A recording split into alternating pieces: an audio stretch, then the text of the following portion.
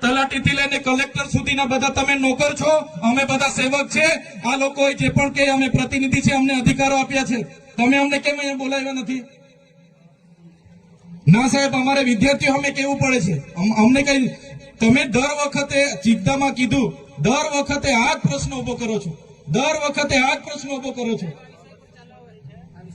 ઓ ભાઈ, ધારાસભ્ય છું, લોકોએ મને ચૂંટ્યા છે, મને આમંત્રણ જોઈએ ભાઈ।